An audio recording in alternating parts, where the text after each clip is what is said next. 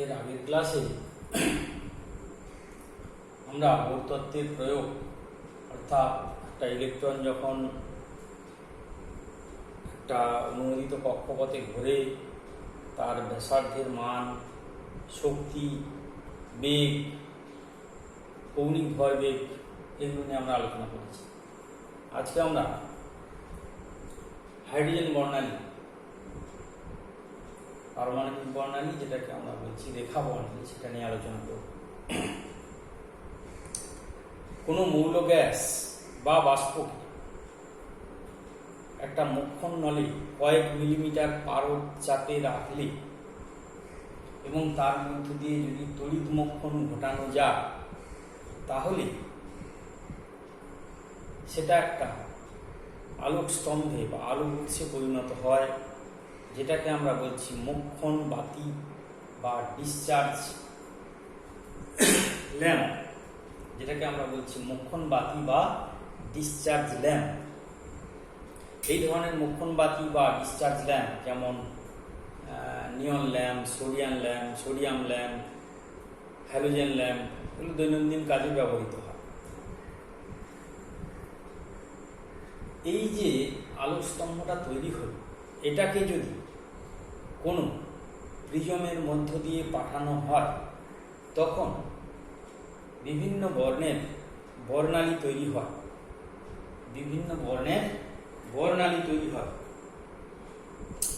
এই যে বর্ণালীটা তৈরি হচ্ছে, এই বর্ণালীটা কতগুলো উজ্জ্বল রেখার সমষ্টি, কিন্তু এই রেখাগুলোর মাঝখানে কতগুলো উজ্জ্বল রেখার মাঝখানে কতগুলো সরু সরু কালো লাইন থাকে। এই জন্য এই রেখাগুলোকে বলা হচ্ছে, এটাকে বলা হচ্ছে রেখা বর্ণালী।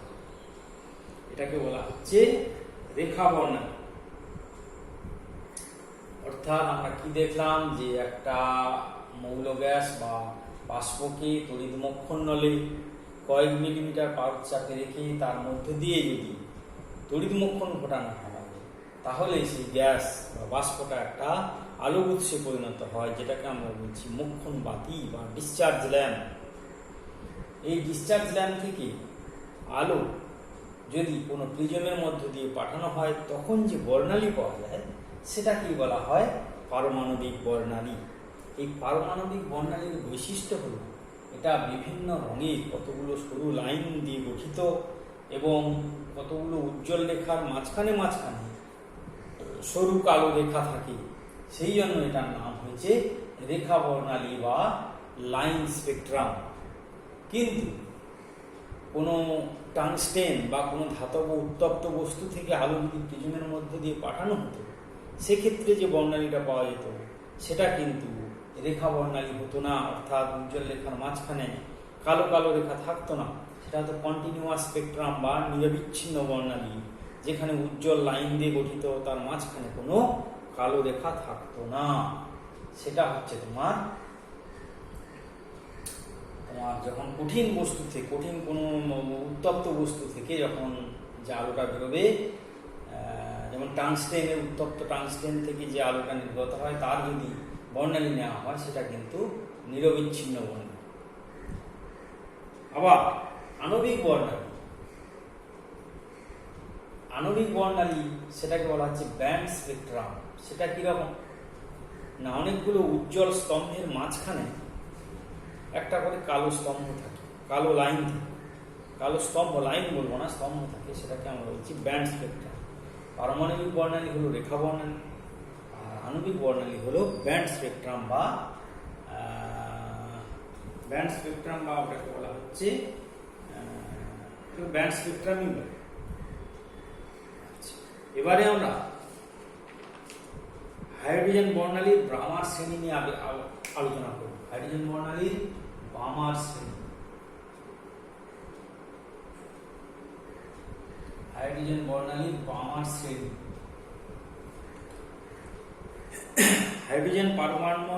হাইড্রোজেনের পারমাণবিক বর্ণালী দৃশ্যমান অঞ্চলে 4টি লাইন পাওয়া যায়। হাইড্রোজেনের পারমাণবিক বর্ণালীর দৃশ্যমান অঞ্চলে 4টি বর্ণালী রেখা পাওয়া যায়, 4টি লাইন পাওয়া যায়, যেগুলো পরীক্ষালব্ধ তরঙ্গ দৈর্ঘ্য হচ্ছে, একটা হচ্ছে তোমার 6563 অ্যাংস্ট্রম, 6563 অ্যাংস্ট্রম, একটা হচ্ছে 4861 অ্যাংস্ট্রম, আর একটা হচ্ছে 4341 অ্যাংস্ট্রম, আর একটা হচ্ছে 4102 অ্যাংস্ট্রম। অর্থাৎ হাইড্রোজেনের পারমাণবিক বর্ণালীর দৃশ্যমান অঞ্চলে 4টি উজ্জ্বল রেখা পাওয়া যায়, যাদের পরীক্ষালব্ধ তরঙ্গ দৈর্ঘ্য হল 6563 অ্যাংস্ট্রম একটা, আরেকটা হচ্ছে 4861 অ্যাংস্ট্রম, আরেকটা হচ্ছে 4341 অ্যাংস্ট্রম, আরেকটা হচ্ছে 4102 অ্যাংস্ট্রম। এই 4টি রেখা একসঙ্গে হাইড্রোজেনের বামার শ্রেণীর নামে পরিচিত। এই 4টে রেখা, অর্থাৎ 4টে তরঙ্গ দৈর্ঘ্যে যে 4টে রেখা পাওয়া যায়, এগুলোকে বলা হচ্ছে হাইড্রোজেনের বামার শ্রেণী। এই 4টে তরঙ্গ, পরীক্ষালব্ধ যে তরঙ্গ দৈর্ঘ্যগুলো পাওয়া যাচ্ছে, এই 4টে রেখাকে বলা হচ্ছে হাইড্রোজেনের বামার শ্রেণী। বোর মডেলের প্রস্তাবনার অনেক আগেই বিজ্ঞানী বামা এই রেখাগুলোকে একটা সম্পর্কের মাধ্যমে প্রকাশ করেন। অর্থাৎ বোর মডেলের প্রস্তাবনার অনেক আগেই বিজ্ঞানী বামা এই যে বর্ণালীগুলো পাওয়া গেছে, সেগুলো একটা সম্পর্কের মাধ্যমে প্রকাশ করেন। সেই সম্পর্কটি হল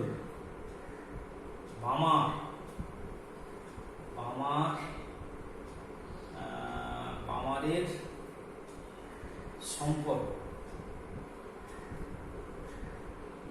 বামারের একটা সম্পর্ক, যেটা হচ্ছে 1/λ = r in 1/2² - 1/n²।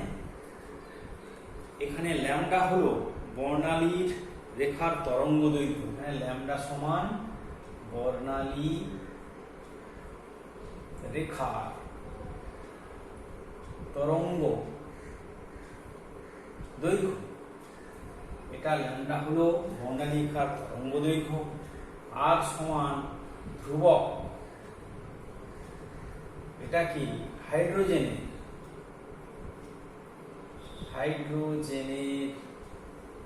রিডবার্গ ধ্রুবক বলা হয়। হাইড্রোজেনের রিডবার্গ ধ্রুবক বলা হয়। আর n এর মান হচ্ছে 3, 4 এরকম পর, 3-এর পর থেকে 3, 4, 5 থেকে ইনফিনিটি পর্যন্ত। আর 1/λটাকে বলা হয় তরঙ্গ সংখ্যা বা ওয়েভ নাম্বার। সময়টাকে নিউ বার হিসাবেও লেখা হয়। অর্থাৎ তরঙ্গ সংখ্যা 1/λ লেখা হয় নিউ বার।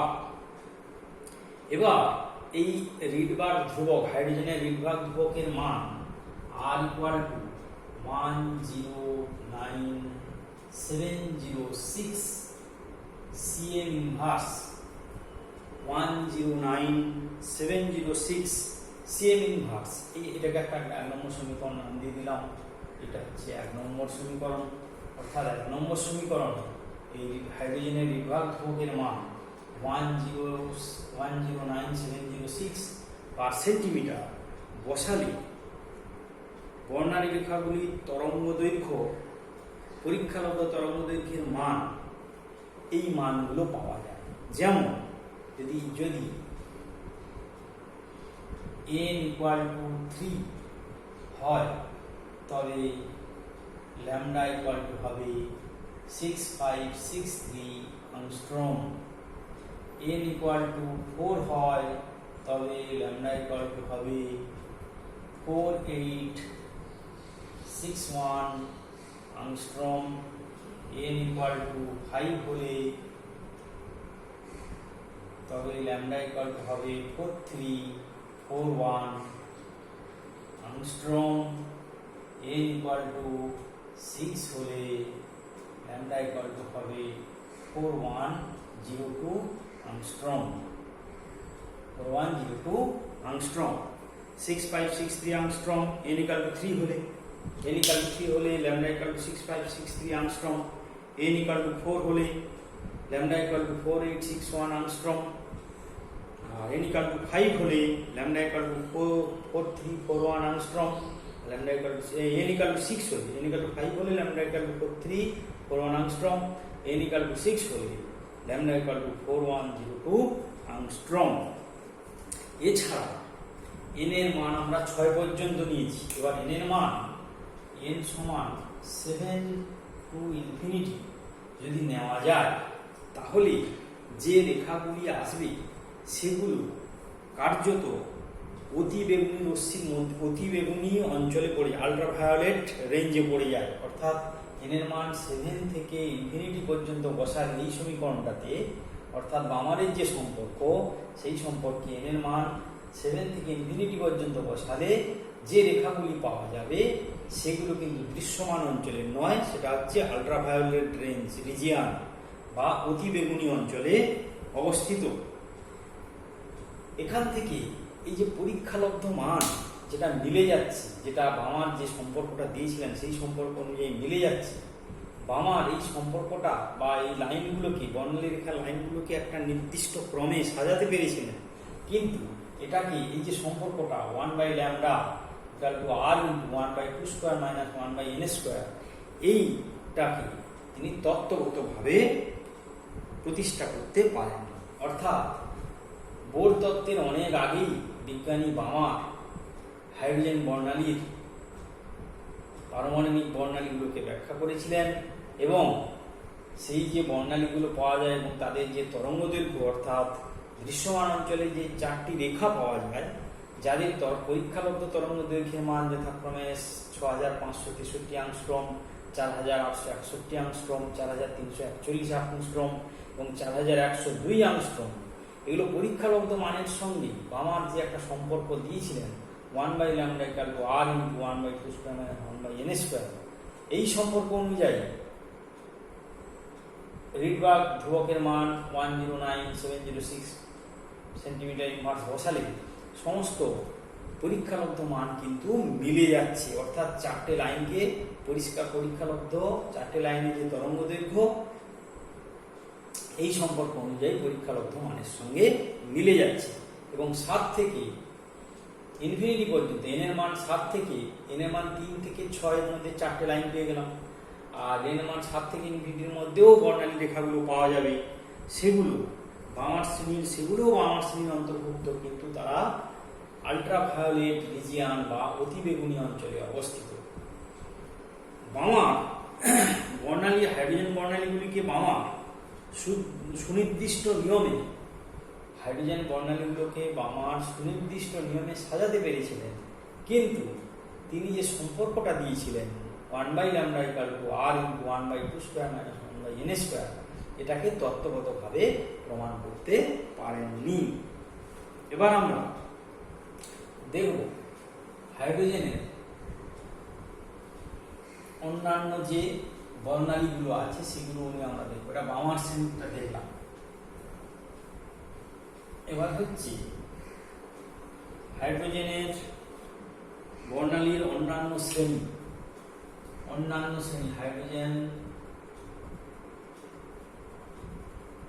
হাইড্রোজেন বর্ণালীর অন্যান্য শ্রেণী।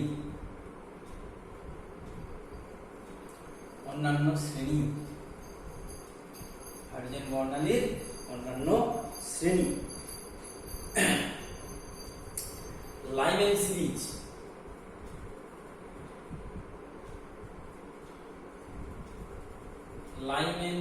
বা লাইমেন সিরিজ অর্থাৎ লাইম্যান সিরিজটা কি না 1 by lambda equal to R into একই formula 1 by 1 square minus 1 by N square, যেখানে n এর মান 2 3 4 ডট ডট ডট ডট, অর্থাৎ 2 3 4 অনওয়ার্ডস। অর্থাৎ সেই আর এর একই মান ব্যবহার করে লাইম্যান সিরিজ, অর্থাৎ এখানে R into 1 by 1 square minus 1 by N square, এই যে রেখাগুলি পাওয়া যায় এগুলো আল্ট্রাভায়োলেট অঞ্চলে অবস্থিত। n এর মান 2 এবং 3 হলে এক্ষেত্রে n ইকুয়াল টু 2 হলে ল্যামডা সমান হবে 1216 অ্যাংস্ট্রম এবং n ইকুয়াল টু 3 হলে ল্যামডা হবে 1026 অ্যাংস্ট্রম। এই যে রেখাগুলো এগুলো কিন্তু আল্ট্রাভায়োলেট অঞ্চলে অবস্থিত, অর্থাৎ হাইড্রোজেন বর্ণালীর আল্ট্রাভায়োলেট অঞ্চলে এই লাইম্যান সিরিজটা অবস্থিত। তারপরে আসছে বামার শ্রেণী, তো আমরা বললাম যখন এখানে এটা 2 স্কোয়ার হবে 1 by lambda equal to R into 1 by 1 square minus 1 by N square, 2 square হবে। এরপরে আসছে বামারটা বলা হয়ে গেছে। বামার শ্রেণী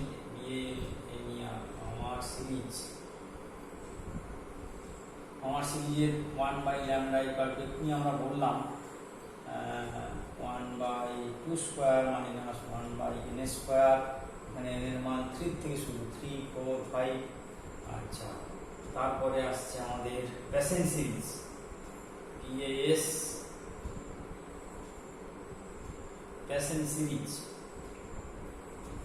passion series 1 by lambda equal to হবে R into 1 by 3 square minus 1 by N square, মানে n এর মান 4 5 6। এই যে লাইনগুলো আসবে বামার শ্রেণীতে, লাইম্যান সিরিজের লাইনগুলো একটি আল্ট্রাভায়োলেট রিজিয়নে অবস্থিত। বামার সিরিজে 4টে রেখা আছে দৃশ্যমান অঞ্চলে অবস্থিত, আর বাকিগুলো আল্ট্রাভায়োলেট জোনে অবস্থিত, আল্ট্রাভায়োলেট রিজিয়নে অবস্থিত। প্যাসেন এই লাইনগুলো প্যাসেনের এই যে লাইনটা, এটা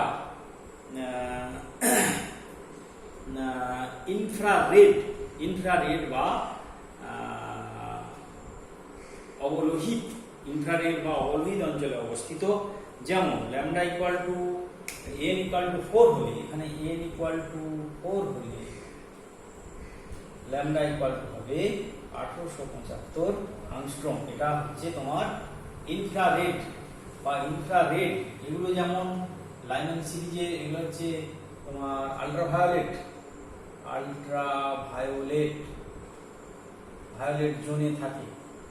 এটা থাকে তোমার কিছু বামার সিরিজ, কিছু ভিজিবল, কিছু আল্ট্রাভায়োলেট। আর প্যাসেনের থাকছে ইনফ্রারেড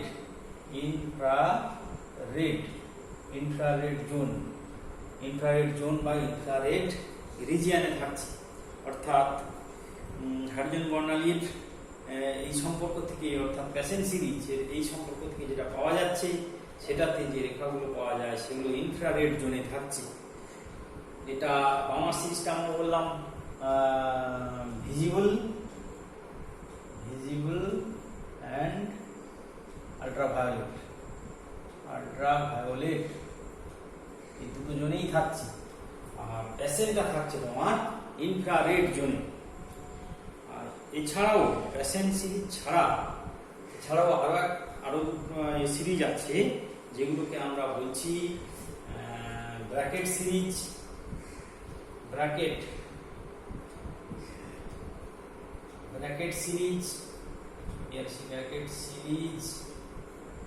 এটা হচ্ছে 1 by lambda equal to R into 1 by 4 square minus 1 by N square, n এর মান 5 6 এরকম থাকবে। আর 5 নম্বর হচ্ছে পিটা কিন্তু ফান্ড সিরিজ বা ফান্ড সিরিজ বলা হবে। আর equal to 1 by lambda equal to 1 by 5 square minus 1 by N square, n এর মান 6 7 অনওয়ার্ডস। অর্থাৎ এখানে ব্র্যাকেট সিরিজ হচ্ছে 1 by lambda equal to r into 1 by 4 square minus 1 by n square, 1 by n square, যেখানে n এর মানটা হচ্ছে 5 6 onwards, আর fund series হচ্ছে 1 by lambda equal to r into 1 by 5 square minus 1 by n square, n equal to 6 7 onwards. এই যে লাইনগুলো পাওয়া যাচ্ছে, এই লাইনগুলো হচ্ছে ইনফ্রারেড অঞ্চলেই থাকে, কিন্তু এদের উজ্জ্বলতা অত্যন্ত কম। এগুলো কিসে থাকে? এই ইনফ্রারেড, এগুলো ইনফ্রারেড, এটাও ইনফ্রারেড জোনেই থাকে, কিন্তু এদের উজ্জ্বলতা খুবই কম, এদের উজ্জ্বলতা খুবই কম। এই হলো হাইড্রোজেন বর্ণালী, হাইড্রোজেনের রেখা বর্ণালীর বিভিন্ন লাইন, বিভিন্ন শ্রেণী এবং তাদের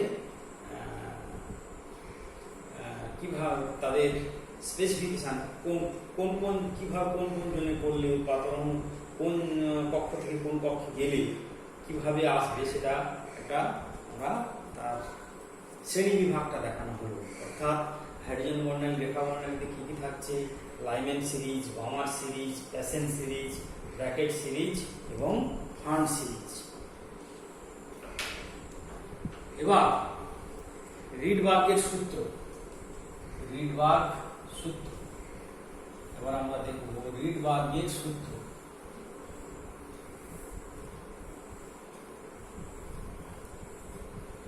রিডবার্গ বামার শ্রেণীর আবিষ্কারের কিছু সময় পরেই রিডবার্গ সূত্র, রিডবার্গের সূত্র, রিডবার্গস ফর্মুলা, রিডবার্গ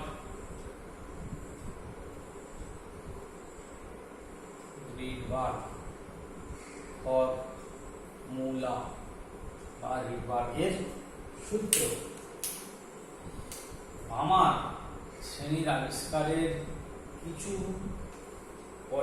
অপবহিত পরেই রিডবার্গ বর্ণালীর শ্রেণী সংক্রান্ত একটি সাধারণ সূত্র প্রকাশ করেন, যেটাকে বলা হয় রিডবার্গের সূত্র। অর্থাৎ বামার এই যে পরীক্ষাগত মানগুলো মিলে গেছিল এবং তিনি একটা ফর্মুলা দিয়ে সেটাকে ব্যাখ্যাও করেছিলেন, কিন্তু সেই ফর্মুলাটা দিয়ে তত্ত্বগতভাবে প্রতিষ্ঠা করতে পারেননি বামা। বামারের কিছু সময় পরেই রিডবার্গ কি করলেন? এই বর্ণালী শ্রেণী সংক্রান্ত একটি সাধারণ সূত্র প্রকাশ করেন, যেটাকে বলা হচ্ছে রিডবার্গের সূত্র। এই রিডবার্গের সূত্রটা হল 1 by lambda, 1 by lambda equal to r by n plus a whole square minus r divided by n plus b whole square. 1 by lambda equal to r divided by n plus a whole square minus r divided by n plus b whole square। এখানে r হচ্ছে Rydberg ধ্রুবক, r সমান Rydberg ধ্রুবক, r সমান Rydberg ধ্রুবক n a b, এগুলো ধ্রুবক একটা নির্দিষ্ট শ্রেণীর ক্ষেত্রে, নির্দিষ্ট শ্রেণীর জন্য ধ্রুবক। অর্থাৎ n a b একটি নির্দিষ্ট শ্রেণীর জন্য ধ্রুবক, আর nটা হচ্ছে পরিবর্তনশীল সংখ্যা, nটা হচ্ছে পরিবর্তনশীল সংখ্যা, nটা হলো পরিবর্তনশীল সংখ্যা। এই সমীকরণের সাহায্যে বেশিরভাগ বর্ণালী শ্রেণীকে, এই সমীকরণ রিডবার্গকে 1 by lambda equal to r into 1 by lambda equal to r by n plus a whole square minus r by n plus b whole square, এটা প্রকাশ করে দিলেন। এই সমীকরণের সাহায্যে বেশিরভাগ বর্ণালী রেখাকে ভালোভাবে ব্যাখ্যা করা যায়, এই প্রকাশ করা যায় এবং ব্যাখ্যা করা যায়। এটাই হচ্ছে রিডবার্গের সূত্র। এবার আমরা বোর তত্ত্বের সাহায্যে হাইড্রোজেন বর্ণালীর ব্যাখ্যা, বোর তত্ত্বের সাহায্যে হাইড্রোজেন বর্ণালীর ব্যাখ্যা, বোর তত্ত্বের সাহায্যে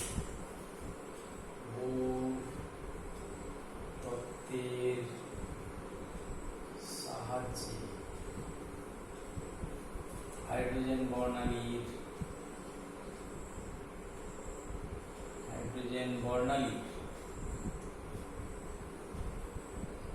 ব্যাখ্যা, বোর তত্ত্বের সাহায্যে হাইড্রোজেন বর্ণালীর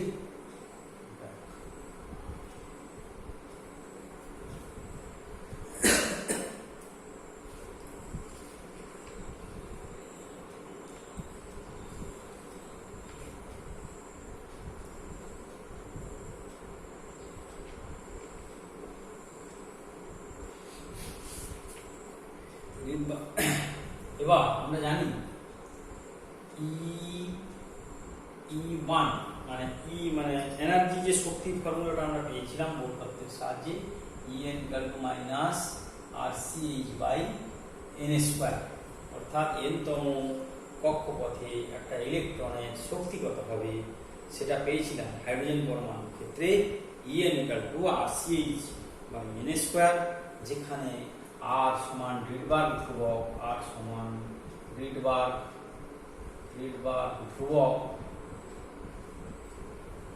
সমান কত m e⁴ 8ε0² CH3। এই রিডবার্গ ধ্রুবকের মানটা কত ছিল? m e⁴ 8ε0² CH3। a equal to 1 হলে E1 equal to -RCH/1² -RCH, এটার মানটা হচ্ছে -13.6 ইলেকট্রন ভোল্ট। অর্থাৎ এটাকেই বলা হচ্ছে ভূমিস্তরের শক্তি সমান হাইড্রোজেন পরমাণুর ভূমিস্তরের শক্তি। এটাকে হচ্ছে গ্রাউন্ড স্টেট এনার্জি।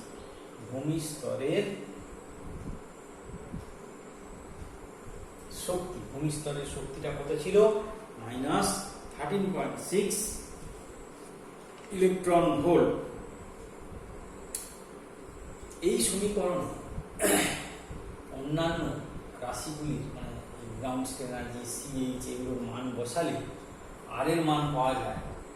অন্যান্য রাশিগুলি সমীকরণে অন্যান্য রাশিগুলির মান বসালে আর সমান আর এর মান পাওয়া যায় 109.625 cm ইনভার্স। অর্থাৎ রিডবার্গের ধ্রুবকের যে মান আমরা পেয়েছিলাম, রিডবার্গ ধ্রুবকের মান আমরা কত পেয়েছিলাম? 109.706 cm ইনভার্স। এটাই পাওয়া যাবে 109.625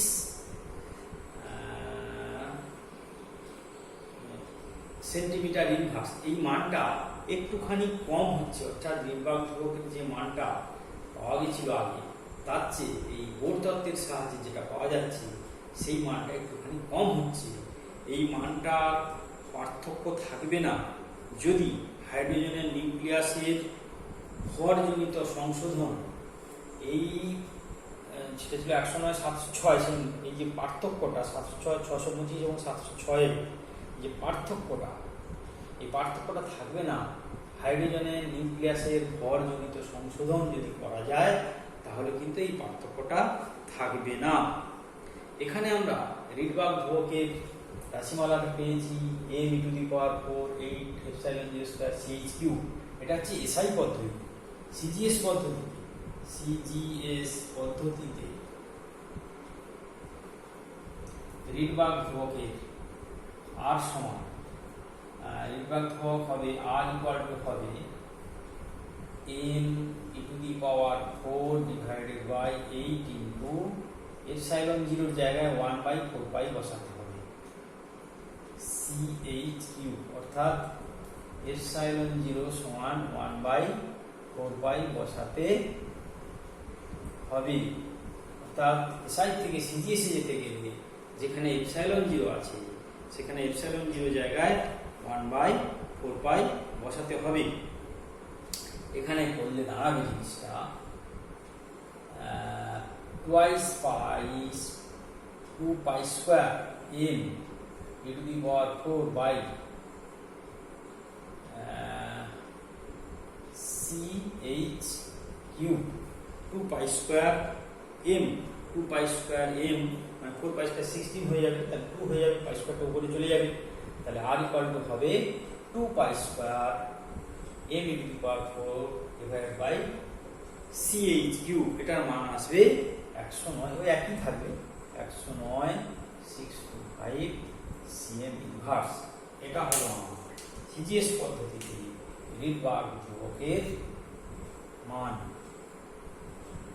সিজিএস পদ্ধতিতে আমরা এসআই পদ্ধতিতে এটা পেয়েছিলাম রিডবার্গ ধ্রুবক, এই যে এটা r সমান হচ্ছে m e to the power 4 m e to the power 4 divided by 8 epsilon 0 square ch cube, R CGS পদ্ধতিতে পাচ্ছি এইটা আর 2 pi square m e to the power 4 divided by ch cube। যে কোনো একটা মান মনে রাখলেই হবে, এই রাশিমালাগুলো মুখস্থ রাখতে হবে। রিডবার্গ ধ্রুবকের মান বার করতে দেয় বা এই ধরনের যে ফর্মুলাগুলো আছে, এই যে শক্তি বার করার যে ফর্মুলা, সেগুলোতে আমাদের কাজে লাগবে। এবার আমরা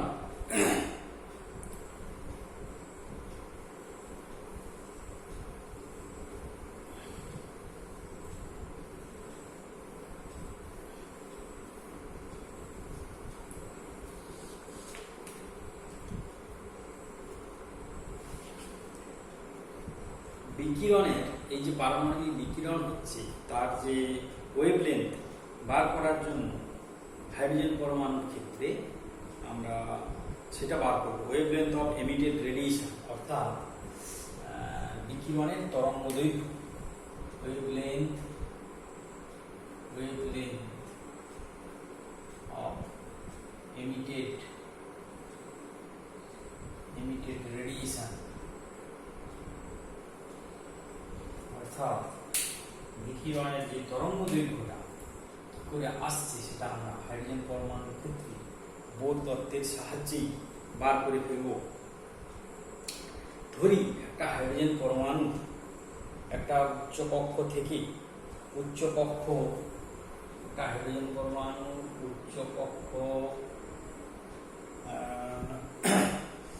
উচ্চ কক্ষ EI থেকে নিম্ন কক্ষ, মানে উচ্চ কক্ষে যার শক্তি EI, উচ্চ কক্ষ যার শক্তি EI থেকে নিম্ন কক্ষ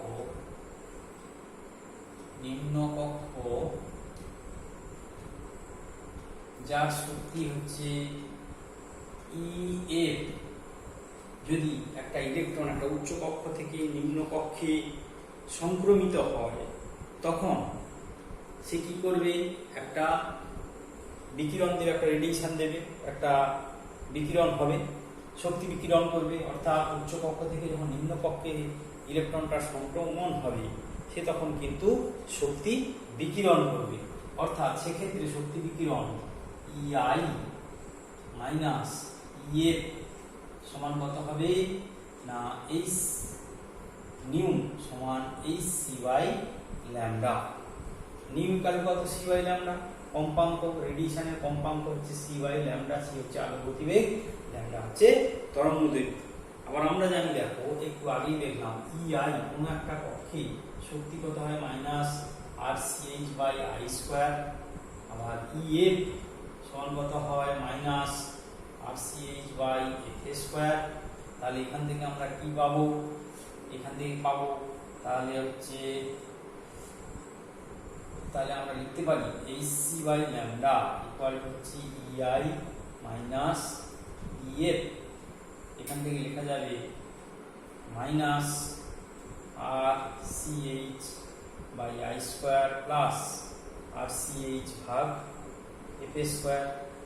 তার মানে হয়ে যাবে RCH যদি কমন নিয়ে নিই থাকবে 1 by FA square minus 1 by I square. তাহলে HC ভাগ ল্যামডা ইকুয়াল টু এইটা, সেখান থেকে আমরা কি পাবো 1/λ equal to r into 1/f square minus 1/r square, 1/f square minus. এই সমীকরণ থেকে সমস্ত শ্রেণীর তরঙ্গ দৈর্ঘ্য নির্ণয় করা যায়।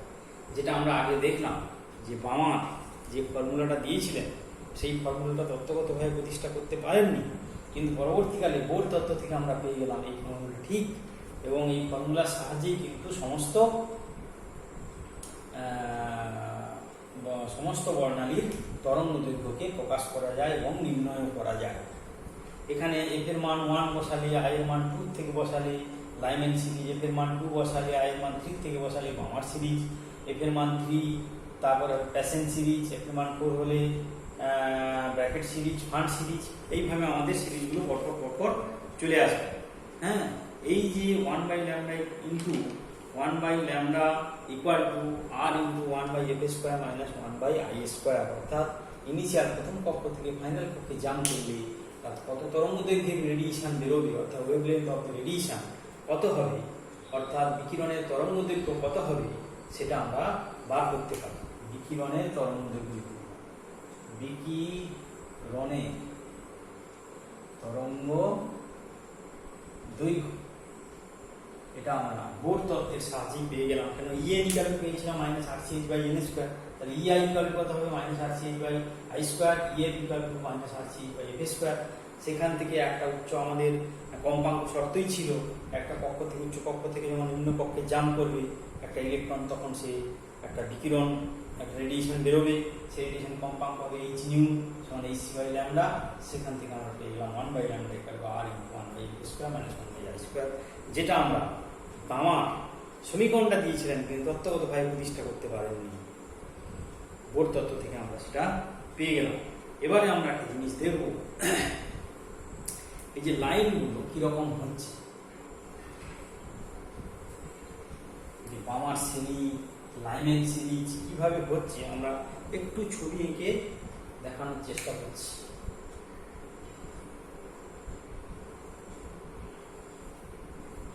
এটা হচ্ছে নিউক্লিয়াস, তার পাশে ফার্স্ট কক্ষ হচ্ছে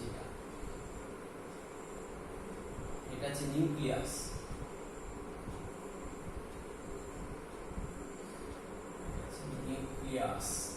এটা নিউক্লিয়াস হচ্ছে, ঠিক আছে। এটাকে আমি নিউক্লিয়াস বলছি। নিউক্লিয়াসের চারদিকে n equal to 1, n equal two 2, এটা হচ্ছে n equal to 1, n equal two 2 মানে এটা হচ্ছে kl, তারপরে n ইকুয়াল টু হচ্ছে 3, এই সাতটা অমূল্যিত কক্ষ, সাতটা হচ্ছে pq, l, mn,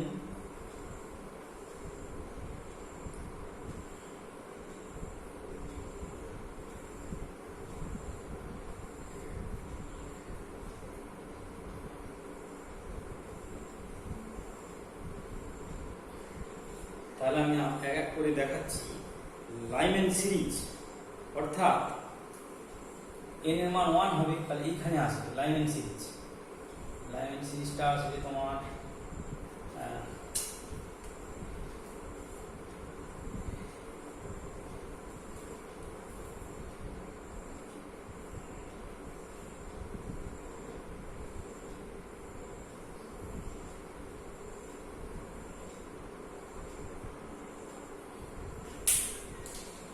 লাইমেন সিরিজটা হবে এরকম, এই একটা, তারপরে হচ্ছে তোমার লাইমেন সিরিজ,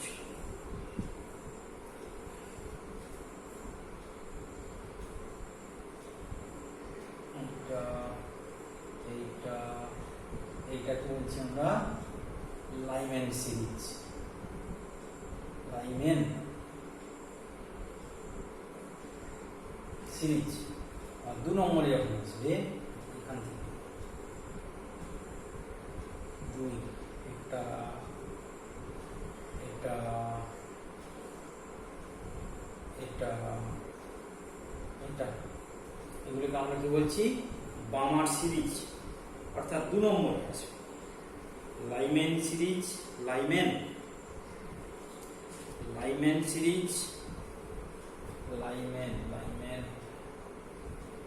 সিরিজ, এটাকে আমরা বলছি, এই সিরিজটাকে বলছি আমরা বামার, বামার সিরিজ। আর 3 নম্বরে যদি আসে ইনিকাল টু, এটা আছে ইনিকাল টু 3 যখন আসবে এরকম 3-এ লাইম্যান বামার প্যাশন, প্যাশন সিরিজ। এইভাবে প্যাশন সিরিজ। তারপর 4 নম্বরে যেটা আসবে funds bracket series, fund series, সেগুলো হচ্ছে উজ্জ্বলতা অত্যন্ত কম। এইটা হচ্ছে তোমার এই ডাক্তার হচ্ছে নিউক্লিয়াস, এটা n কাল 1 2 3 এবং কক্ষপথগুলো আছে সব n equal to 4, n equal to 5, n equal to 6 এবং সব k এটা হচ্ছে k l m n o p q, k l m n o p এরকম পরপরগুলো কক্ষপথগুলো আছে। প্রথম কক্ষপথে n ইকুয়াল টু k কক্ষপথে বাইরের উচ্চ কক্ষপথ থেকে কে কক্ষপথে ট্রান্সমিশন হলে, লাফিয়ে এলে মানে সংক্রমণ হলে একটা ইলেকট্রনের, তখন যে রেডিয়েশনটা হবে সেটাকে বলা হচ্ছে লাইম্যান সিরিজ। আবার উচ্চ কক্ষ থেকে 2 নম্বরে আসলে সেটা হলো বামার সিরিজ, উচ্চ কক্ষ থেকে 3 নম্বরে আসলে প্যাশন সিরিজ। এরকমভাবে আমরা ছবিগুলো পাবো। এবারে আমরা হাইড্রোজেনের